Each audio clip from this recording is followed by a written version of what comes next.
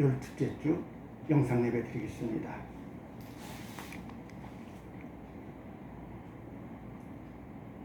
내가 주님을 늘 찬양할 것이니 주님을 찬양하는 노래들이 내 입에서 그치지 않을 것이다. 나 오직 주님만을 자랑할 것이니 비천한 사람들아 듣고서 기뻐하여라. 나와 함께 주님을 높이자. 모두 함께 그 이름을 기리자. 내가 주님을 간절히 찾았더니 주님께서 나에게 응답하시고 내 모든 두려움에서 나를 건져주셨다. 주 하나님, 비록 우리가 함께 예배드리는 못하지만은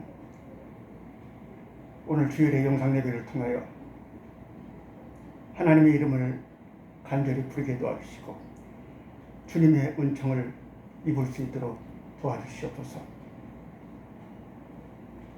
마지막 끝나는 시간까지 지켜주시고 또 오늘 우리의 영상을 위해서 수고하시는 우리 산이 기억하시고 장소를 제공해 주신 수유제일교회 기억하셔서 복의 복을 더하여 주시옵소서. 예수님의 이름으로 기도드립니다. 아멘. 네, 오늘 성경 말씀은 세 군데 보도록 하겠습니다. 먼저 출애굽기 33장 3절에서 6절입니다.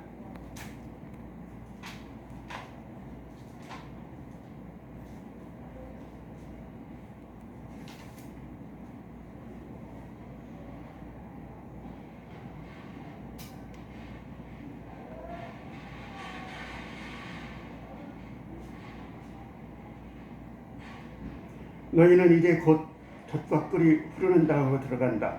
그러나 나는 너희와 함께 올라가지 않겠다. 너희는 고집이 센 백성이므로 내가 너희와 함께 가다가는 너희를 없애버릴지도 모르기 때문이다. 백성은 이렇듯 참담한 말씀을 전해 듣고 통곡하였다. 그리고 그들은 아무도 장식품을 몸에 걸치지 않았다. 주님께서 모세에게 말씀하셨다. 이스라엘 자손에게 전하여라. 너희는 고집이 센 백성이다. 내가 한순간이라도 너희와 함께 올라가다가는 내가 너희를 아주 없애버릴지도 모른다. 그러니 이제 너희는 너희 몸에서 장식품을 떼어내버려라. 내가 너희에게 어떻게 할지를 이제 결정하겠다. 이스라엘 자손은 호렙산을 떠난 뒤로는 장식품을 달지 않았다. 서신서 말씀은 고린도전서 9장 24절부터 27절 말씀입니다.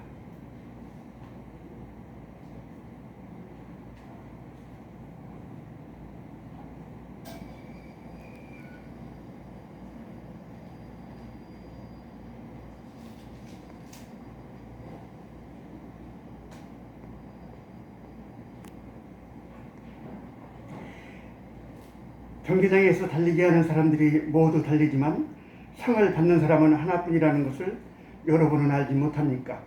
이와 같이 여러분도 상을 받을 수 있도록 달리십시오.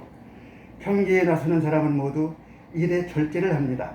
그런데 그들은 썩어 없어질 원리관을 얻으려고 절제를 하는 것이지만 우리는 썩지 않을 원리관을 얻으려고 하는 것입니다. 그러므로 나는 목표 없이 달리듯이 달리기를 하는 것이 아닙니다. 나는 허공을 치듯 권투를 하는 것이 아닙니다. 나는 내 몸을 주서 굴복시킵니다. 그것은 내가 남에게 복음을 전하고 나서 도리어 나 스스로는 버림을 받는 가련한 신세가 되지 않으려는 것입니다. 복음서 말씀은 누가복음 12장 13절에서 21절입니다.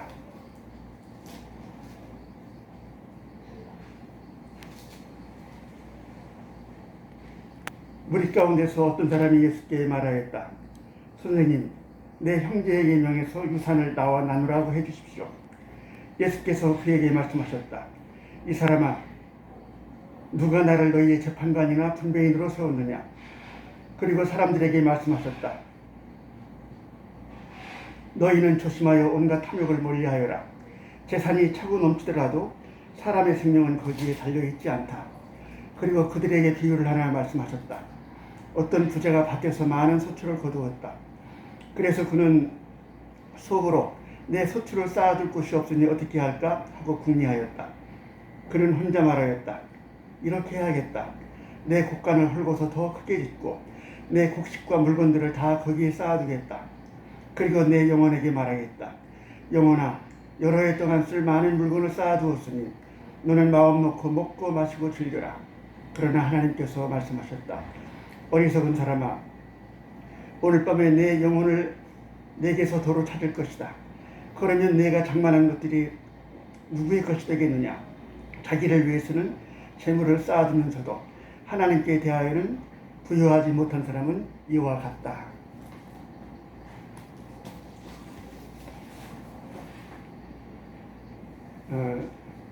한 주간 평안하셨지요? 서울에는 또 비가 내리기 시작했습니다. 그리고 학교 건물을 쓸 수가 없기 때문에 제가 좀 비를 맞고 와서 이렇게 옷을 감천하게 입은 거 용서해 주시고요. 또 제 앞에 영상을 촬영하는 아들내미가 있어서 제가 이렇게 마스크를 썼습니다. 좀 불편하더라도 참아주시기 바랍니다. 코로나19 우리 성북구 강북구가 난리가 아닙니다. 언젠가 제가 한번 말씀드렸는데 반지성 집단에서부터 코로나가 창궐할 것이다 그랬는데 역시 또 그런 현상이 왔습니다. 아무튼 이 사태가 끝날 때까지 우리 교우님들 마스크 잘 쓰시고 개인위생 철저하게 해주셔서 결코 우리에게는 건강 상하는 일 없도록 그렇게 해주시기 바랍니다. 오늘 교우들하고 나눌 말씀은 구원을 위한 체중 조절입니다. 우리나라에 전해오는 민담이 하나 있는데요. 하늘로 동아줄을 타고 올라간 어린 남매 이야기입니다. 깊은 산 중에 홀어머니와 어린 남매가 살았습니다. 엄마는 문단속을 단단히 하라고 말하고는 새벽 일찍 멀리 떡을 팔러 나갔습니다. 엄마는 떡을 다 팔고 아이들 줄 것을 몇 개 남기고서 서둘러 집에 돌아갑니다. 굽이굽이 많은 고개를 넘어가야 하기 때문에 해가 졌다가는 큰일 납니다. 바삐 걸음을 재촉했지만은 해는 이미 지고 있었습니다. 이때 어흥 무시무시한 호랑이가 나타났습니다. 호랑이는 어흥 떡 하나 주면 안 잡아먹지 으름장을 놓았습니다. 엄마는 살아서 아이들에게 돌아가야 하기 때문에 정신을 바짝 차리고 얼른 떡 한 개를 던져주고는 걸음아 날 살려라 고개를 넘었습니다. 고개를 넘자 다시 호랑이가 나타나 떡 하나 주면 안 잡아먹지 했습니다. 엄마는 또 급히 떡 하나를 던져주고 다른 박질합니다. 그런데 호랑이는 고개를 넘을 때마다 아이들이 먹을 떡을 다 빼앗아 먹고 떡이 떨어지자 어흥 하더니 한 입에 엄마도 꿀꺽 잡아먹었습니다. 이런 줄도 모르고 아이들은 엄마 오기만 기다리고 있습니다. 엄마가 늦도록 오지 않자 아이들은 방문을 더욱 꼭꼭 걸어 잠갔습니다. 방문 밖에서 발자국 소리가 났습니다. 아이들은 엄마가 오는 줄 알았습니다. 그런데 얘들아 엄마가 왔다 문 열어다오 하는 소리를 들으니 부드러운 엄마의 목소리가 아니었습니다. 아이들은 속지 않았습니다. 그러자 호랑이는 얼른 부엌에 들어가 참기름을 마셨습니다. 그리고 나서 창문 앞에서 다시 얘들아 엄마가 왔다 문 열어다오 했습니다. 그러나 아이들이 찢어진 문풍지 사이로 본 손은 뽀얀 엄마의 손이 아니었습니다. 아이들은 이번에도 속지 않았습니다. 호랑이는 또다시 부엌에 들어가서 앞발에다가 밀가루를 뒤집어 씌웠습니다. 이번에도 아이들에게 문을 열어달라고 했습니다. 아이들이 들으니 목소리도 엄마 목소리 같고 창문 틈으로 보이는 손도 뽀였습니다. 무서워 떨던 남매가 반갑게 문을 열어줬습니다. 그러나 집안에 들어온 것은 엄마가 아니라 집채만한 호랑이입니다. 호랑이가 입맛을 다시며 잡아먹겠다 하면서 남매에게 달려들었습니다. 남매는 재빨리 문 밖으로 도망갔습니다. 호랑이가 뒤쫓아옵니다. 남매는 집 곁에 커다란 나무 위로 올라갔습니다. 호랑이도 입을 쫙 벌리고 나무를 타고 올라옵니다. 더 이상 도망갈 곳이 없는 남매가 하늘을 올려다보며 기도합니다. 하나님, 저희를 살려주시려거든 새 동아줄을 내려주시고 저희를 죽이시려거든 헌 동아줄을 내려주세요. 그러자 하늘에서 동아줄이 내려왔고 남매는 동아줄을 붙잡고 하늘에 올라가 살게 되었습니다. 먹이를 놓친 호랑이도 똑같은 기도를 했습니다. 호랑이에게도 하늘에서 동아줄이 내려왔는데 호랑이에게 내려온 동아줄은 썩은 동아줄이었습니다. 하늘에 오르다 그만 밧줄이 끊어져서 호랑이는 수수대에 떨어져 죽었습니다. 민담 안에는 그 민담을 생산한 공동체나 집단의 경험과 정신 원형이 들어있습니다.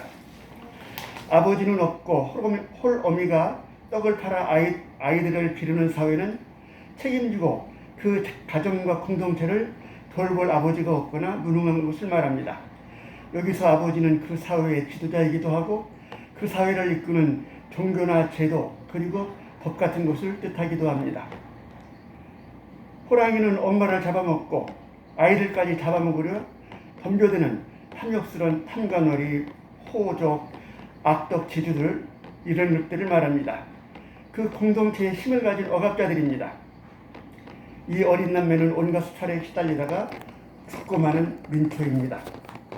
남매가 하늘을 향해 울부짖자 하늘에서 동화줄이 내려와 살게 되었습니다.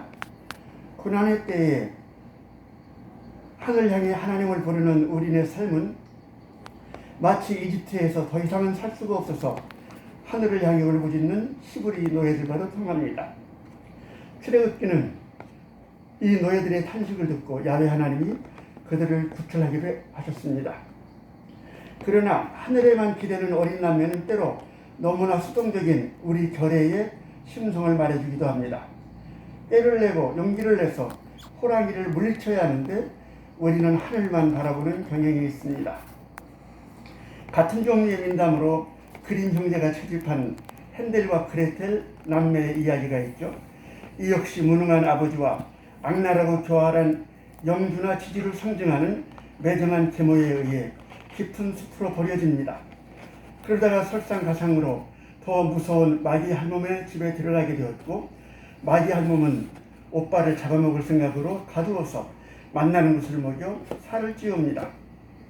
살이 퉁퉁이 오르자 마귀 할멈은 화덕에 불을 지피고 여동생을 시켜 물을 끓이게 합니다. 오빠를 살아먹기 위해서입니다. 이때 그레텔이 마귀 할멈에게 어떻게 화덕에 불을 더 크게 키우는지 가르쳐 달라고 했습니다. 마귀 할멈은 투덜대며 직접 화덕 앞에 몸을 굽부리고 후후 불기 시작했습니다. 이때다. 그레텔은 마귀 할멈을 뒤에서 힘차게 화덕에 밀어넣고 화덕 입구를 막았습니다. 마귀 할멈은 괴성을 지르며 불에 타 죽고 오빠 헨델은 무사히 살게 됐습니다. 두 이야기가 소재나 주제는 같습니다. 그러나 서로 다른 정신 원형과 행동 특징을 보여줍니다. 우리의 노인은 하늘에만 기대는 반면 헨델과 그레텔은 기지를 부려서 마귀 할멈을 제 손으로 퇴치하는 것입니다. 이런 면에서 우리 교회는 그리고 우리 그리스도교는 하늘만 찾고 기도만 하는 삶을 넘어서 적극적으로 행동하고 능동적으로 사태를 풀어가는 힘도 길러야 할 것입니다. 또 하나 동화줄을 타고 하늘에 오른 남매 이야기만이 아니라 우리네 민담의 대부분은 권선징악을 그 주제로 하고 있습니다. 착하게 살면 반드시 복받고 악하게 살면 반드시 벌받는다. 그러나 이런 권선징악은 어리석은 인간을 교도하는 민간신앙의 가르침이지 생명종교의 깊은 차원의 가르침은 아닙니다. 생명종교의 깊은 차원은 선악을 넘어서 있습니다. 예수님이 말씀하셨습니다. 하나님은 선인에게나 악인에게 똑같이 햇빛을 비추어주시고 비를 내리친다. 이것은 악인이 되라는 말씀이 아니죠. 구원이라고 하는 것, 진리라고 하는 것, 하나님의 은총과 섭리라고 하는 것은 인간이 판단하는 도덕 기준과 윤리 너머에 있다는 것입니다. 선악을 초월하여 있다는 것입니다. 이런 생명종교의 눈으로 볼 때 저는 어린 남매의 민담의 마지막 장면을 이렇게 뒤집어서 이 얘기를 새로 만들어 봅니다. 하나님은 어린 남매에게도 악한 호랑이에게도 똑같은 동아줄을 내려주셨습니다. 그런데 남매는 무사히 하늘에 오르고 호랑이는 오르다가 중간에 그만 밧줄에서 떨어져 죽고 말았다. 똑같은 동아줄인데 호랑이는 왜 떨어져 죽었을까요? 그것은 호랑이가 너무 무거워서 밧줄을 마지막까지 붙들 수 없었기 때문입니다. 엄마의 떡도 먹고 엄마까지 먹어치워서 몸무게도 많이 나가는 것만이 아니라 그의 삶도 강탈하고 속여먹고 내리누르며 모으고 쌓고 해서 너무 무겁게 된 것입니다. 그의 몸체도 그의 영혼도 그의 삶도 밧줄을 붙들고 하늘에 오르기는 너무 무거운 것이죠. 그렇습니다. 구원을 위해서는 체중 조절을 해야 합니다.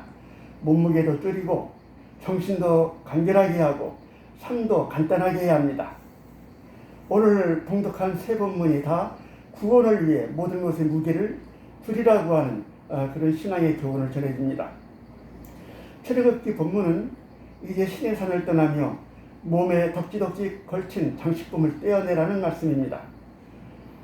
모세가 신의 산에 올라 하나님의 거룩한 생명의 계명을 받고 있을 때 백성들은 자기들 몸에 걸친 팽골이며 금붙이를 모아 송아지를 만들고 이것이 우리를 이집트에서 이끌어낸 신이다 하면서 난장판에 빠졌습니다. 정말로 나 야훼와 함께 저 약속의 땅에 들어가고 싶으냐? 그렇다면 너희들 몸에서 모든 장식을 떼내라. 너희들 정신에서 그 송아지를 찾는 그 헛된 것을 떼내라. 그렇게 하고 나면 내가 너희에게 어떻게 할 것인지 결정하겠다. 고린도서 말씀은 사도로서 바울 자신이 무사람들을 구원하고 자신의 구원도 지키기 위해서 어떤 노력을 하고 있는지를 말해줍니다. 여기서 바울은 운동에다가 자기의 훈련을 빗대고 있습니다. 월계관을 얻으려고 달려가는 마라톤 경주자, 목표를 정확히 가격하는 원투를 예로 듭니다. 그런데 이런 운동 경기에 나서는 사람들은 모두 절제를 해야 한다고 합니다. 그렇죠. 체중 조절해야죠. 체중을 조절하려면 음식을 조절하고 모든 생활을 절제해야 합니다. 사도 바울은 말합니다. 우리는 썩지 않을 원리관을 목표로 한다. 이것은 구원입니다. 이 구원을 위해서는 운동선수가 체중을 조절하듯 우리의 몸만이 아니라 우리의 영혼의 체중 조절을 해야 한다는 것입니다. 누가복음서 본문은 어떤 부자 이야기입니다. 예수님은 유산 문제로 다투는 형제를 향해 유산 때문에 도리를 잃고만 형제를 향해서 어리석은 이 부자 이야기를 들려줍니다. 이 부자는 부지런히 모읍니다. 자본을 청식한다고 끝없이 재물이 쌓이고 이 쌓이는 재산을 발물이하기 위해서 부자는 더 큰 창고를 짓습니다. 그러나 한날 하나님이 그의 영혼을 불러가면 그 재산이 무슨 소용이 있습니까? 이 땅의 창고를 비우고 저 하늘의 창고에 재물을 쌓을 때만이 그가 구원받습니다. 이 땅의 창고를 가볍게 하라. 그것이 건강이 되었든지 행복한 삶이 되었든지 종교적 구원이 되었든지 구원을 위해서는 체중을 조절해야 한다고 하는 교훈을 알려줍니다. 탐욕으로 수단 방법을 가리지 않고 생명들을 잡아먹어서 살찐 호랑이의 가치관과 호랑이의 사회문화 경제에 대해서 생명 종교는 끊임없이 감량을 요구합니다. 무엇을 위한 감량입니까? 하늘로 오르기 위한 감량입니다. 하늘로 오른다는 것은 인간성의 완성을 뜻하기도 하고 종교적으로는 구원을 말하기도 합니다. 우리가 동물 본성을 버리지 못하고 민담 속의 호랑이처럼 먹고 마시고 즐기고 출세하고 남을 지배하는 것을 인생과 세상의 전부로 알고 살면 그 어느 의미가 되었든지 우리는 동아줄을 붙들고 하늘에 오를 수가 없습니다. 정신적인 것이든 신체적인 것이든 경제적인 것이든 무엇이든 체중 조절입니다. 그런데 체중 조절이라고 했을 때 무엇보다 동아줄을 붙들고 하늘에 오르려고 할 때 체중이 안 나가도 문제가 됩니다. 밧줄을 붙잡고 견딜 수 있는 힘이 없으면 안 되기 때문입니다. 석가모니께서도 출가하시고 너무 오래 고행을 해서 뼈만 남은 때가 있었습니다. 먹는 것, 입는 것 등을 다 거부한 것입니다. 그러나 그런 것으로는 석가모니께서는 깨달음에 이를 수가 없었습니다. 그래서 고행을 중단하고 다시 우유를 먹고 죽을 먹고 옷을 걸치면서 힘을 차렸습니다. 이렇게 해서 명상할 수 있는 힘이 생기자 보리스 나무 아래서 한날 깨달음의 법률에 들게 되었다고 합니다. 그렇습니다. 생명 종교는 먹고 입고 살면서 적당한 체중, 건강한 체중을 지니도록 가르칩니다. 너무 많이 먹어서 무거워도 안 됩니다. 그러나 반대로 이 세상, 이 경제를 부정하고 굶어도 구원의 줄을 붙잡을 수는 없습니다. 오늘 구원을 위한 체중 조절을 위해 다이어트를 빗대서 세 가지 신앙적인 실천을 찾아봅니다. 첫째로 열심히 땀을 내려는 것입니다. 물론 이것은 호랑이처럼 탐욕을 내는 일이 아니라 선한 일을 하는 것입니다. 우리 성서와 그리스도교는 노동의 거룩성을 강조하며 장려합니다. 창세기에 보면 하나님 자신이 무엇인가를 창조하시는 노동자이십니다. 우리 주 예수께서는 아버지께서 일하시니 나도 일한다고 하시며 생명의 일을 구원의 일과 연결 지으셨습니다. 데살로니가 후서에서는 일하기 싫은 사람은 먹지도 말라고 했고, 전서에서는 조용히 일해서 자기가 먹을 것을 벌어먹도록 하고 선한 일을 하다가 낙심하지 말라고 했습니다. 베네딕트 성인은 기도하고 일하라 했습니다. 열심히 일하면 손과 발에 힘이 생깁니다. 그러면 땀이 나고 체중은 줄면서 힘은 늘어납니다. 그래서 열심히 일합니다. 이 일은 물론 선한 일이어야 하고 몸을 쓰는 일이어야 합니다. 목사가 되었든 교수가 되었든 대통령이 되었든 자기 몸으로 땀을 흠뻑 흘릴 수 있는 일을 해야 합니다. 선한 일과 구원은 아주 밀접합니다.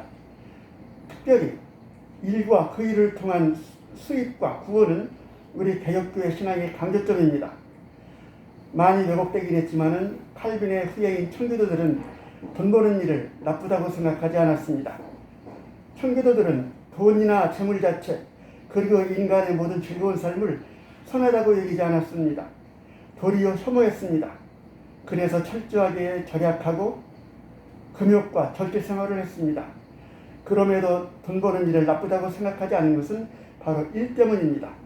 누구나 인간은 일을 합니다. 청교도들에게 일이란 나를 위한 것이 아닙니다. 하나님의 영광과 이웃의 유익을 위한 것입니다. 내가 편리한 신발을 만들었는데 그것이 많이 팔려서 내가 돈을 크게 벌었어요. 이것이 무슨 의미일까요? 장로교인들은 이것은 내가 한 일이 많은 사람들에게 필요한 것이어서 유익을 주었다는 그런 뜻입니다. 선한 결과를 가져왔다는 뜻입니다. 이 때문에 청교도들은 수입이 있다는 것을 선한 일의 증거로 여기는 것입니다. 청교도들에게 돈은 일의 결과이지 목돈은 아닙니다. 때문에 그 돈을 모아서 더 열심히 일하는 데 투자하고 또 구제금으로 다 기부합니다. 이런 생활가치 때문에 막스 베버라는 사회학자는 프로테스탄트 윤리에서 자본주의가 발전했다고 합니다. 물론 이 자본주의는 오늘 같은 의미의 괴물 같은 악성 자본주의는 아닙니다.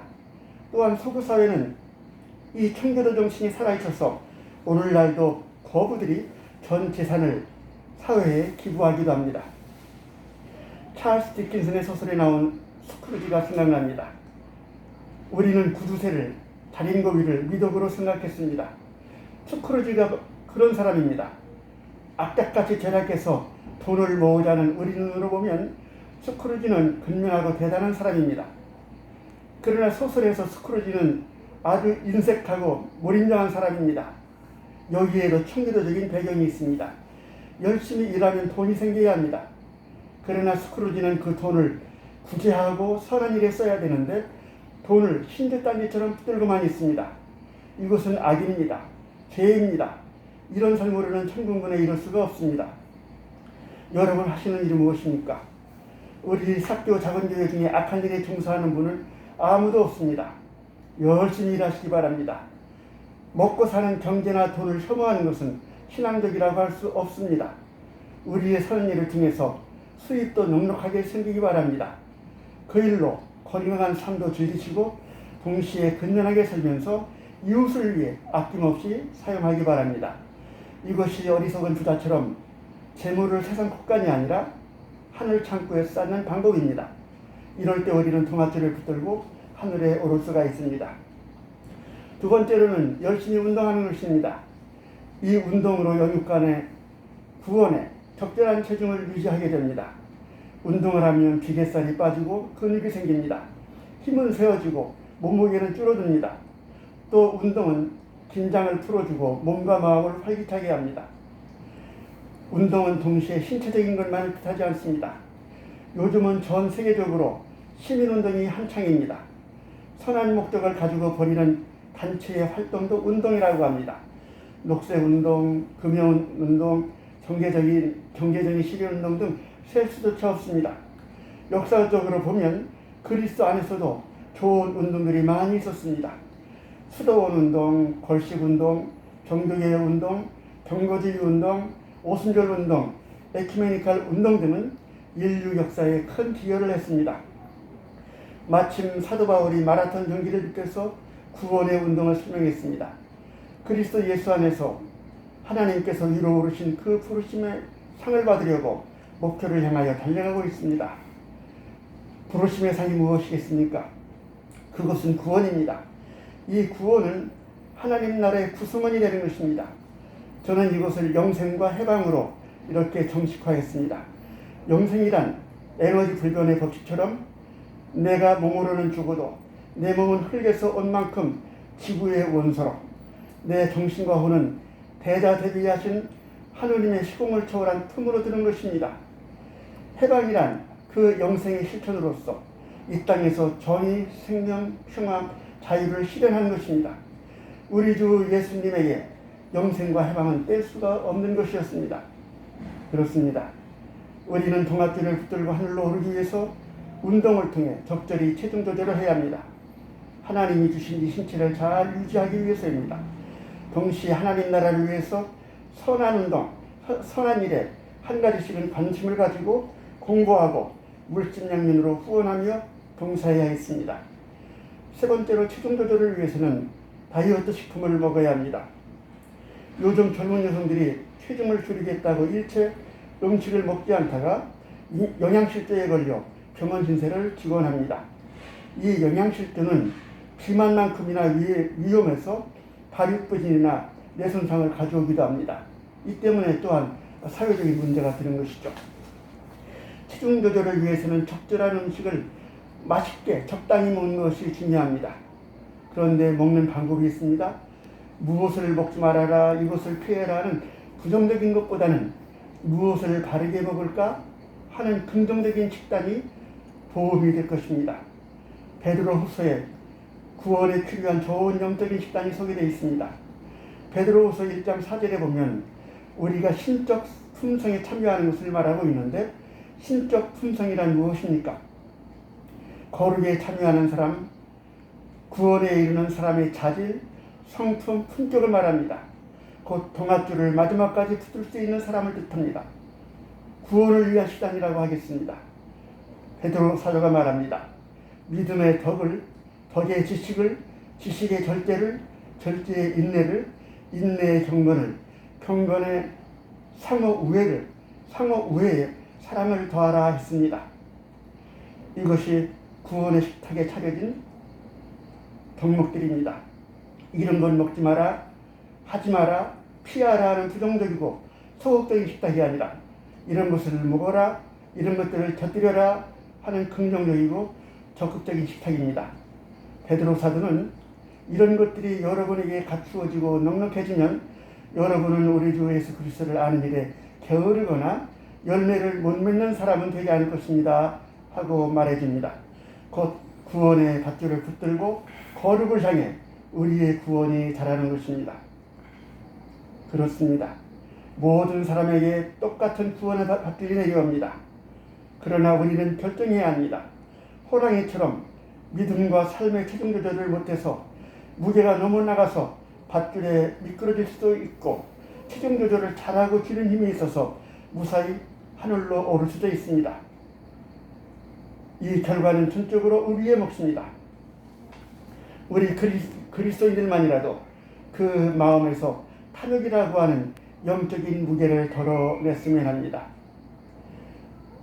우리 지상의 창고에 쌓고 있는 무게를 줄였으면 합니다.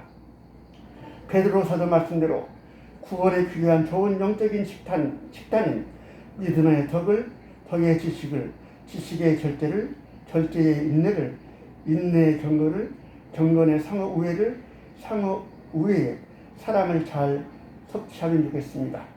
사랑하는 여러분, 우리만이 아니라 우리 교회와 이 세계가 모두 동아줄을 붙들고 무사히 하늘에 오르기를 기원합니다. 잠시 묵상하겠습니다.